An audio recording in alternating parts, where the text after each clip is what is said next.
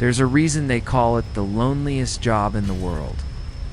A lighthouse keeper stationed on a spit of rock miles from the mainland, surrounded by nothing but the indifferent, churning sea. For weeks, sometimes months, your only companions are the wind, the waves, and the steady, reassuring sweep of the light above you. You learn the sounds of your tower, the creak of the stairs, the hum of the clockwork mechanism, the way the wind whistles through a particular crack in the masonry. You know every sound. So when you hear something that doesn't belong, a knock on the door during a hurricane, a footstep on the stair when you're the only one there, a voice calling your name from the lantern room, your blood runs cold in a way that has nothing to do with the winter chill, as you know with absolute certainty that no one could possibly be there. The sea keeps its secrets close, but the lighthouses, those lonely sentinels on the edge of the world, they remember. They hold the echoes of the keepers who came before, the ones who went mad, the ones who vanished, and the ones who saw things they could never explain. Tonight we're climbing the spiral stairs of 3 different lighthouses. We're standing in the lantern room, looking out at the endless dark. And we're listening to 3 true accounts from keepers who went out to tend the light and came back with stories that still haunt the Maritime records. Turn down the lights, listen to the storm, and whatever you do, don't answer the door if it knocks. I'm your keeper for tonight. Let's climb.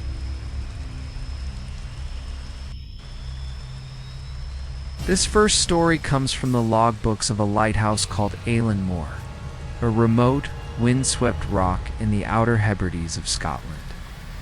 And it concerns a keeper named Angus MacLeod, who served there in the winter of 1978. The Flannan Isles mystery was already a century old by then, the famous disappearance of 3 keepers in 1900. But Angus was a practical man, not given to superstition. He was a veteran of the Northern Lighthouse Board, a quiet, sturdy Highlander who found comfort in routine. The shift that winter was a 6-week stretch alone, on a rock that saw nothing but seabirds and the occasional supply boat when the weather allowed. The tower was solid, built of gray stone, with thick walls that had withstood 100 years of Atlantic gales. The living quarters were on the ground floor, a simple room with a coal stove, a bunk, and a small window that looked out onto the churning sea. The first 3 weeks passed without incident. Angus kept the light burning, logged the weather, and read his way through a stack of paperback westerns.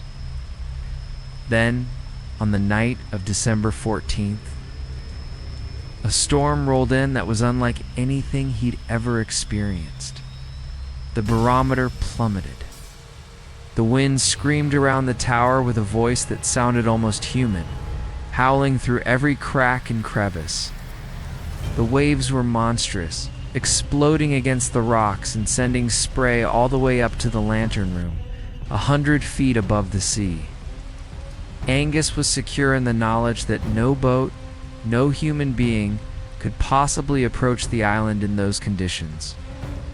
He was utterly, completely alone. He was sitting by the coal stove, reading by the light of an oil lamp when he heard it. 3 sharp, distinct knocks on the heavy oak door. Bang, bang. His blood turned to ice. He sat frozen, the book open in his lap, listening. The wind howled, the waves crashed. And then, again, bang, bang. Someone or something was knocking on the lighthouse door, in the middle of a force 10 gale. On a rock that was inaccessible by any vessel, Angus forced himself to move. He grabbed the heavy iron poker from beside the stove and approached the door. He called out, his voice barely audible over the storm. "Who's there? Who is it?" No answer, just the wind. He waited, his hand on the cold iron bolt. Then a voice. It was faint, muffled by the thick oak and the roar of the storm, but he heard it clearly. It was a man's voice, speaking in Gaelic, the old tongue of the islands. It said, Thami foire, Ligas teach me. I am cold. Let me in. Angus's hand trembled on the bolt. He knew the old stories. He knew that on nights like this, the spirits of drowned sailors and lost keepers were said to walk the rocks, looking for warmth, looking for company. He also knew the cardinal rule, passed down through generations of keepers. Never open the door during a storm. Not for any voice, not for any knock. He stepped back from the door. He shouted through the wood, "Da Honduras Duente." "Folb air folb, the door is closed. Go away." There was a long silence. Then the knocking came again, but this time it wasn't on the door. It was on the window. The small, thick glass window that looked out onto the rocks. Tap, tap, tap. Angus turned. Through the rain-streaked glass, illuminated by a flash of lightning, he saw a face. It was pressed against the window, pale and gaunt, with dark, hollow eyes and a beard crusted with salt and ice. It was wearing an old-fashioned lighthouse keeper's uniform, heavy wool coat with brass buttons, the kind worn in the 1900s. The face stared at him with an expression of desperate, pleading cold. And then it spoke, the voice somehow cleared despite the glass and the storm. "Ligas teach me. Mi air, abitha mui and seo chofada. Let me in. I have been out here so long." Angus stumbled backward, knocking over the oil lamp. The room plunged into near darkness, lit only by the faint glow of the coal stove, crouched in the corner, clutching the poker. His eyes fixed on the window. The tapping continued for what felt like hours. And then, as the storm began to ease just before dawn, it stopped. When the first gray light of morning crept over the horizon, Angus looked out the window. There was nothing there. It's just the wet black rocks and the churning empty sea.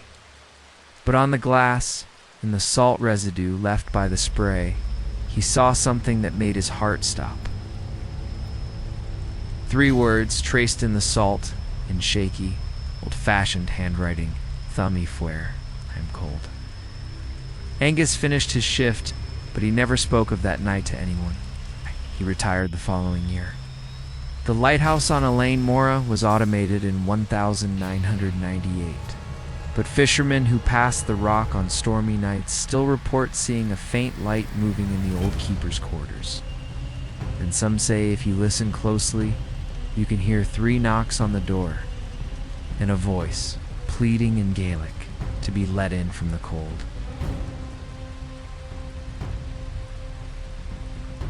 Our second story comes from the records of the St. Augustine Lighthouse in Florida. It's a tall, black and white striped tower that has stood sentinel over the Atlantic coast since 1874. It's famous for being one of the most haunted lighthouses in America, with countless reports of ghostly children playing on the grounds and the spirit of a former keeper who fell to his death while painting the tower. This account is from a modern keeper, a man named Ray, who worked as a maintenance technician and overnight caretaker in the early 2000s. Long after the light was automated and the keeper's house had become a museum, Ray was a skeptic. He'd heard the ghost stories. Of course, they were part of the tour guide's spiels. He'd chuckle at the visitors who asked if he'd ever seen anything. He'd been working there for 2 years, often alone at night, and had experienced nothing out of the ordinary. His job was simple: check the mechanisms, make sure the light was rotating, and keep an eye on the property. He had a small office in the old keeper's house, but sometimes just to clear his head, he'd climb the 219 steps to the top of the tower and stand on the outdoor gallery, looking out at the dark ocean. One night in October, around 2 a.m., he decided to make the climb. The tower was silent, except for the soft hum of the electric motor that turned the modern beacon. The stairs were cast iron, painted black, and they spiraled up into darkness above him. His footsteps echoed in the stone cylinder.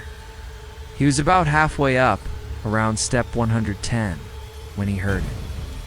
A sound from above. A soft, rhythmic tap. Tap, tap. Like someone walking down the stairs toward him. He stopped.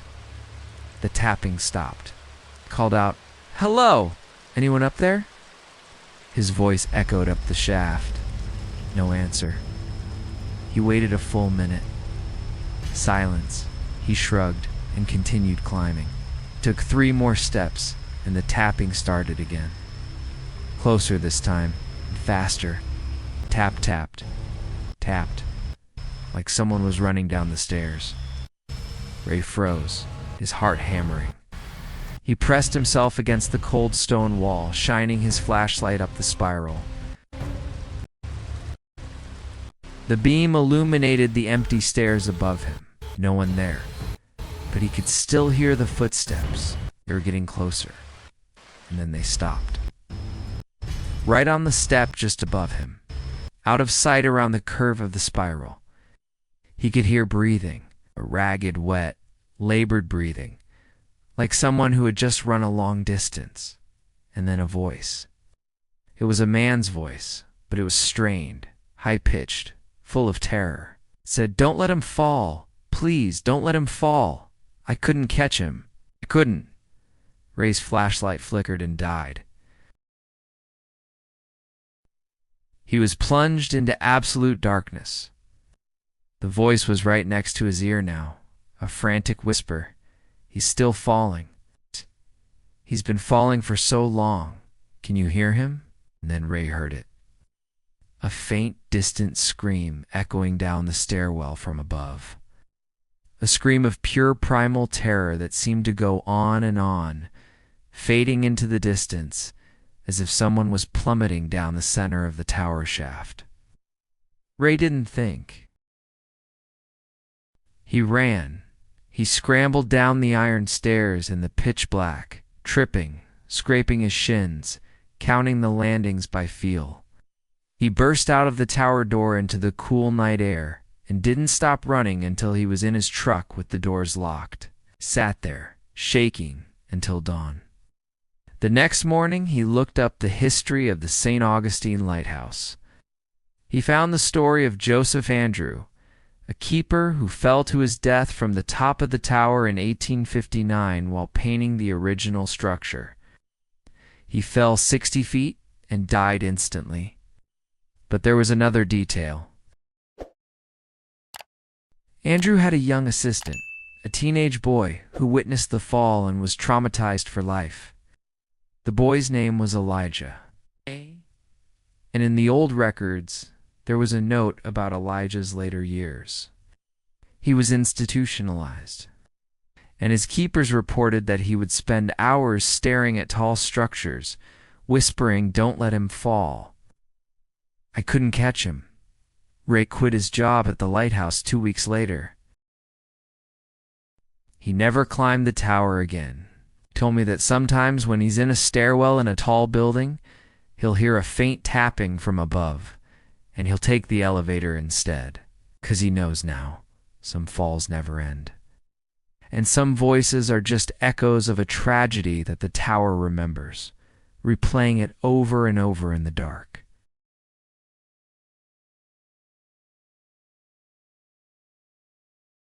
Our final story of the night takes us to the rugged coast of Newfoundland, to a lighthouse called Point Amour. It stands on a bleak, wind-swept cliff overlooking the Strait of Belle Isle, a treacherous stretch of water known for sudden, thick fog and dangerous currents. The story comes from a keeper named Walter, a grizzled Newfoundlander who had spent 30 years tending lights along that coast. He was a man of few words, hardened by the sea, and not easily impressed by anything nature could throw at him. But in the winter of 1992, he experienced something that he never fully explained, even to his own family. It was a night of heavy fog, the kind that rolls in off the Labrador Current and swallows the world. The fog signal was blasting its deep, mournful groan every minute, and the main light was sweeping its beam uselessly into the white void. Walter was in the lantern room, checking the clockwork mechanism that rotated the massive Fresnel lens, when he noticed something odd. Through the fog, far out to sea, he saw a light. It wasn't the running light of a fishing boat or the mast light of a freighter. It was a single, steady green light, low on the water, and it wasn't moving. It just sat there, a pinpoint of emerald in the white murk. Walter grabbed his binoculars. The light was too far out to be on the rocks, and it was too steady to be a buoy. He watched it for an hour. It never moved, never flickered. Just that steady, unblinking green eye staring back at him. He logged it in his journal. Unidentified light bearing O for 5 degrees. Stationary, green. Possibly a buoy adrift, but appears fixed. The next night the fog was gone, replaced by a clear, freezing sky full of stars. Walter went up to the lantern room and looked out to the same bearing. Nothing, just the black, empty sea. He shrugged and forgot about it. But a week later, the fog returned, and with it, the green light. This time, it was closer, significantly closer. It was now about halfway between the horizon and the rocks below the lighthouse. Walter watched it through his binoculars. He could see more detail now. The light wasn't just a point. It was a lantern, an old-fashioned oil-burning lantern, the kind used on sailing ships 100 years ago. And it was hanging from something. A mast. No, it was hanging from a pole held by a figure. A dark, indistinct figure standing in a small, open boat. The boat was barely visible, just a dark shape in the fog, but it was definitely there, and it was moving. Very slowly, but deliberately.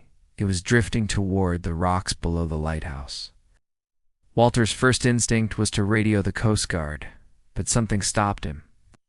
The figure in the boat raised its free hand. It waved slowly, methodically, back and forth. It was signaling him. Walter grabbed his own signal lamp, an old Aldous lamp he kept for emergencies. He flashed a standard query. What vessel? What is your intention? The figure in the boat stopped waving. It lowered the green lantern. For a long moment, nothing. Then the green lantern swung up again. But now, it wasn't just a steady light. It was flashing. A pattern. Morse code. Walter's blood ran cold as he read the message. COMDOW and come down. Ow. Walter stumbled back from the window. He didn't respond. He watched as the boat drifted closer and closer to the jagged rocks at the base of the cliff. He braced himself for the sound of splintering wood. Ow. But the sound never came. The boat simply faded.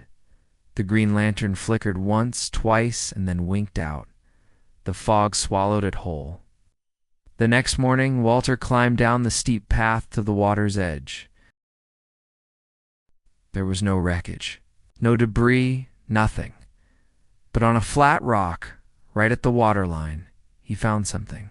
Single, old-fashioned brass button. It was green with age, corroded by salt.